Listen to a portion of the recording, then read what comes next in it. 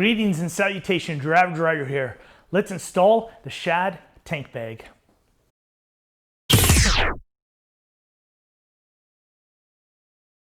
So this is specifically the Shad E-10P. Don't let that 10 fool you. This is a 5-liter tank bag. It's a semi-rigid construction. I've already installed the mounting plate here. This is specifically for my Honda. I'll show you the installation momentarily. I just want to go over a few details of the bag before I do that. There's this clear pocket in here. You gotta stick your cell phone in here. It's still touch sensitive. You can operate it while your phone is here. There's the couple of D-rings on here. It does come with some shoulder straps if you want to do that, and a little handle to carry it. When the zippers are closed, there's some rings here. You can stick a padlock in there if you want to do that. I actually don't see myself doing that since honestly the bag is so easy to clip off. I feel like this is something that I'd like to carry. If I'm off my bike, I'll just carry it with me.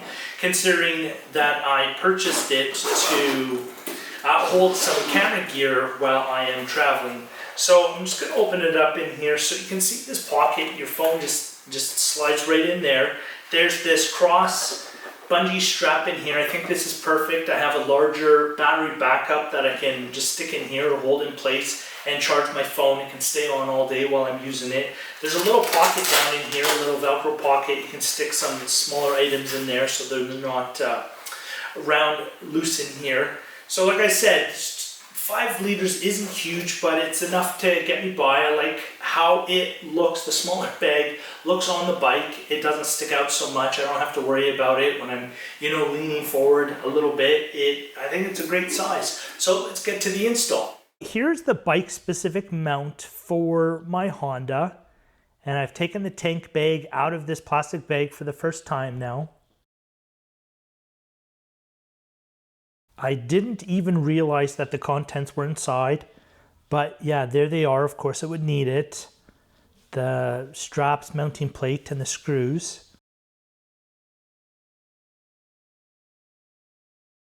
So as I mentioned, there are some shoulder straps. That's those. I don't know what the smaller strap is.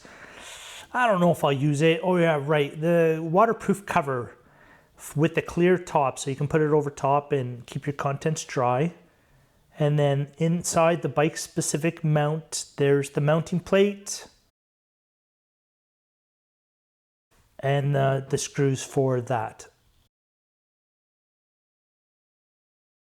So I had to remove 3 of the little bolts that hold my gas cap ring and replace it with the new mounting points. So I've got some blue Loctite here. And be careful when you put these little pins on top of the screws, they go one way, so that if you ever have to remove it, make sure that your Allen key top goes to the top. Otherwise, you'd have a hard time removing it. You couldn't remove it without damaging it. So just be careful there.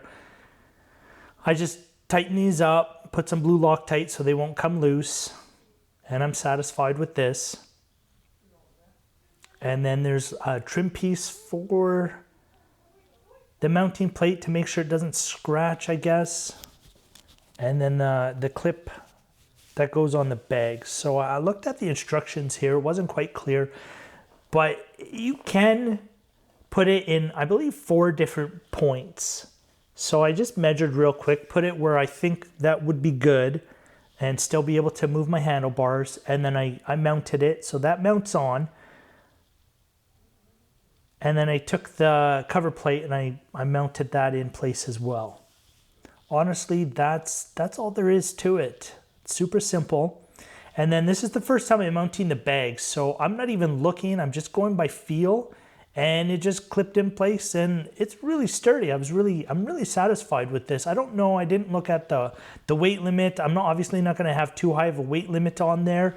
But I think it looks great. And then when the bag is off, you just have these 3 little pins sticking out. I think this is a really clean install. Thanks so much for watching. I appreciate the like and subscribe, and we'll see you in the next one.